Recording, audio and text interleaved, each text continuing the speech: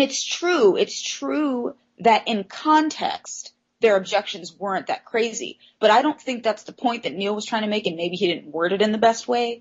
But the problem is, even though in context your questions and your objections aren't out there, they very much are if you understand the resource-based economy. The reason I say that is, like I said, back to the transportation example. The context of the question, well, what if I prefer a transportation system over here versus there, is a very valid question. It's not out there at all. But when you're sitting in the same chair as me and Neil, who understand that if you're taking a maglev train, it's going to take you a difference of 8 minutes, then it is a little bit out there for somebody to suggest that the entire maglev transportation system in a city be deconstructed and moved to be closer to you because you want to save 8 minutes. It just doesn't even make sense. Now we're just, now we're being irrational about the use of resources. So, but that's something you'd have to grasp in order to understand the absurdity of your question. If we're not there, then it sounds completely valid. And so, we have a long way to go to try to pave those roads to be able to get to a common ground where we can start really understanding each other's questions and answers on a deeper level. I mean, one of the things that was going through my mind when I was listening to that, I was starting to reflect on, because obviously when I travel around, I have to use the bus. I don't have a car or anything like that. Sod having a car, I can't afford that. But having to rely on bus timetables, it does give you an exercise in what the Buddhists would call patient acceptance. Like, say, for example, if you have no idea what the bus timetable is, and you have to go get a bus to somewhere, and you get there, you look at the bus timetable and say, oh, it doesn't leave for another 14 minutes. You don't think to yourself, oh, do you know what? I think the entire bus timetable needs to change just so I can, get to the bus timetable and bus stop and know, right, my bus is coming in like 30 seconds, so I'm now ready for it. No, in that kind of scenario, you accept the fact that the bus is going to arrive in about 13 minutes. So you've got 13 minutes to kill. Are you maybe hungry? Do you need to get a drink or something? Is there a shop nearby? You can just jog along to the shop, grab a drink and get back, and that will be more or less enough time to wait for the bus. We accept things like that. So in the scenario that they were giving where, the maglev station will be a little bit out of my way in the example you gave, like an 8 minutes away. So what? Just deal with it. It's just 8 minutes. Just cause it's 8 minutes out of your way, does that mean that the whole thing is faulty and needs to be completely revised? No, You just accept things like that. You be rational and you think, oh well, it's just 8 minutes. I can call up one of the automated zip cars or whatever it would be called. Call up one of those. It'll get me there in like 8 minutes, whatever. Right. And I think a lot of the frustration too did stem from the fact that in response to what you're saying now, like we definitely kept getting, that was just an example. We're still trying to get to the heart of how decisions would be made. So forget the transportation example. You just come up with any example that you can think of that how decisions would be arrived at. But the problem is, like you said, Neil and I did keep answering the question, but we do need a specific example and we do need a valid example and one that makes rational sense before we can give a rational answer. Because again, like in the example you just gave, our answer is, so what? Just wait. How is this system any better? It's 10 times worse, if you ask me. And the same thing with anything. It was kind of like, I talked about the potato chips things and, well, how do we decide if not everybody wants to make something, but only some people, then you have this threshold where only, 20 people or a certain number of people have to want the potato chips before we decide to add it to the system. And I'm thinking to myself, I can't think of any product in the market that one person can decide they want and all of a sudden it gets produced. Things don't get produced unless a certain number of people actually are purchasing that product and sustaining the business that's making them. There's been lots of things that I like, restaurants, foods, whatever you want to call it, that just go away all of a sudden. And I'm like, what the hell happened to that thing? And it's gone because I'm one of the only people that likes it. You know what I mean? So, it's not perfectly the same comparison because in the resource-based economy, there would probably be a lot less of that because everything would be so decentralized and people would be able to produce a lot of their own things and not depending on corporations all the time. So there's a lot of things that you could have on your own. I mean, there's no reason why somebody couldn't have their own, potato chip maker in their kitchen or something. So that's just an example. But I guess what I'm getting at is when people, whether it's on a radio show or, in your everyday life that you're running out and talking to, when they have questions or objections, they do, even if they are hypothetical, they do have to be a question that makes sense in the resource-based economy. You don't get to ask a question that doesn't even exist in the RBE and then try to corner me for not answering it. That doesn't make sense. Yeah, it's like a hunter-gatherer asking you, so what do you do with all your spears? It's like, wait a minute. Before I'm even forced to answer that question, I have to explain to you that there's not spears and why. You don't just get to say, well, you didn't show me the inventory where you keep all your spears, so it's not a valid system.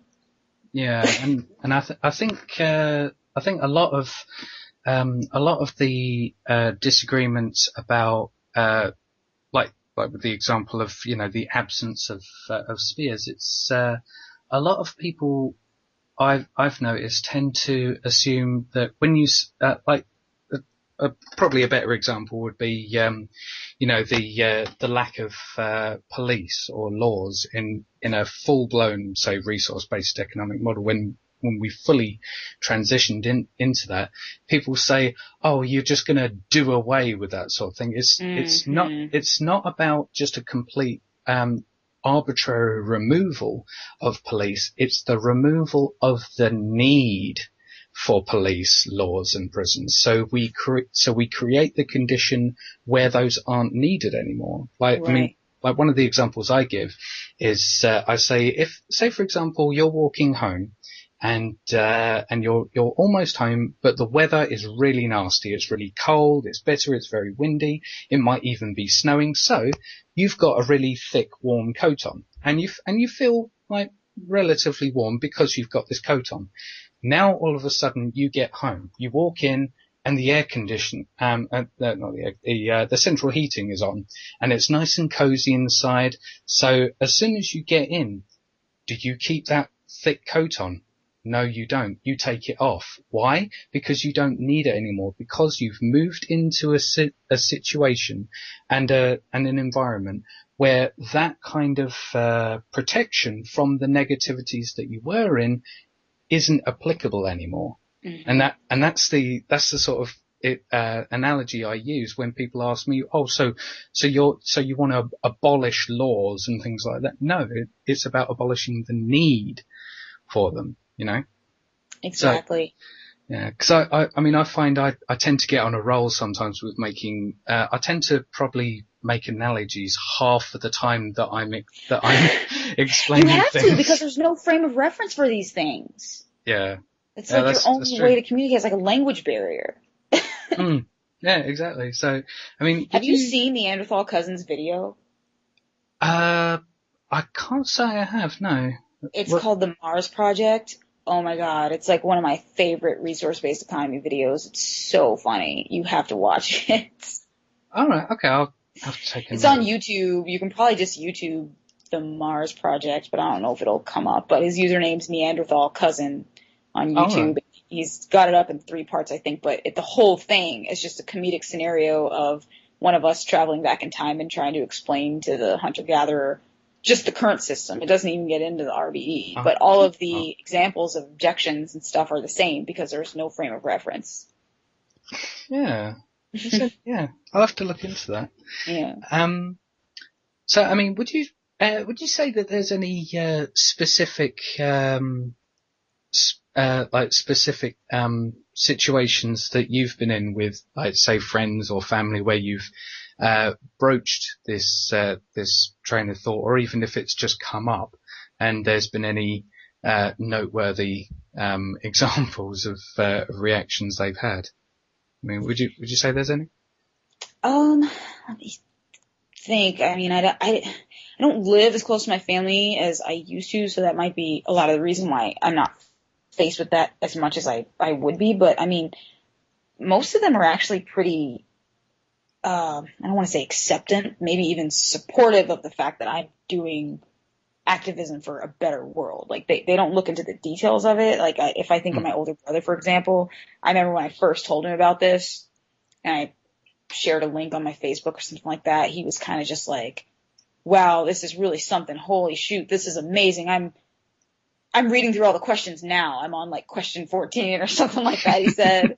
And he came back and he said, okay, he was like, okay, this is like 1,000 years from now. He was like, don't get me wrong, this is awesome. But he was like, compared to this, we're like, I don't know, he named some composer or something. He was like, we're like,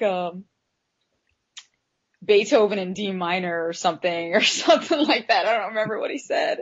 Compared to the evolution of this society that you're talking about or whatever. But it was more just humor. He wasn't saying like, don't do it because it's too far away, but he was just kind of more poking fun at our society and how primitive we were in comparison. But, that was his reaction, which I thought was pretty cool. Until today, he's been, kind of just supportive. Like I told him I was coming to LA for Z-Day and he was like, that's awesome. And, my dad is just, he's not really as into the materials as we are, but he definitely is of the same line of thinking that not everything is as it seems, if you will. Like he is a man of the military. He was in the Marines for 22 years. So he knows all about military stuff. And, he has friends that he talks with about it and says things about the way the government works and things that go on under the table. And he definitely understands that sometimes we can have the wool pulled over our eyes. So he's one to talk to about it and not get completely defensive and not. He's very open-minded, and my dad doesn't have an ego when it comes to learning things from other people, which I think is awesome. You can have a talk with him, and he'll be like, oh, really? I didn't know that. I'll just be like, what? You can't tell me anything. I know everything. So my dad's a great conversationalist. I love talking with my dad. My mom is the first one to admit that she has no idea what the hell I'm talking about, which is also awesome, because it's at least good to admit that she doesn't understand it than to say, you're wrong, you're wrong, you're wrong, you're wrong, because I don't agree with you because you're wrong. I think she even said at one point, she and my dad listened to my first radio interview with Neil when I first started the Venus Project Challenge. And she was like, yeah, we listened to your radio show. Like, great job. She was like, I didn't understand anything you were saying, but you sounded really smart. Yeah. So, it's just, those are, they're all different reactions. And I've been, I guess you could say again, I've been lucky to not have to deal with too much resistance. Justin hasn't always been lucky. He's gotten a little more resistance in the beginning from his family, just kind of maybe worried that we were being brainwashed and things like that. But I think as time went on, we started to really just know what we were talking about, and especially with my involvement, once they saw like I was going to Z-Day and I'm giving a talk and we're really being mature about this. This isn't just some kind of like fad that we're following like teenagers. It was kind of like, oh, wait a second. Okay, maybe I have a little more respect for what you're doing, Yeah. Yeah, because I've found, with my family, they're supportive of what I do, on the level that I'm doing what I enjoy, and because I enjoy it, they're happy that I'm enjoying it, but they don't tend to sort of get involved with anything around it really, which is fine, because one of the things that me and Ben McLeish discussed in one of the many interviews that I did with him is that there are different levels of people. There, not everyone has to be out there, giving talks or on a megaphone or giving out leaflets or doing radio shows or whatever. Not everyone has to do that sort of thing. There's a lot of people. Probably the vast majority of people will be at least identify with the values, like you said with your parents. They both identify with the values and that it is a good thing to do, but they wouldn't be standing in the way of progress. So I think the vast majority of people who do encounter this information and are of the position that they recognise that things have to change, they won't be standing in the way of progress. So if it gets to a point where, say for example, there's so much civil unrest that the government has to crack down on civil liberties or whatever, and somehow there's a huge call to arms to actually demand for a shift towards sustainability, and if that is put out as a solid call to arms, that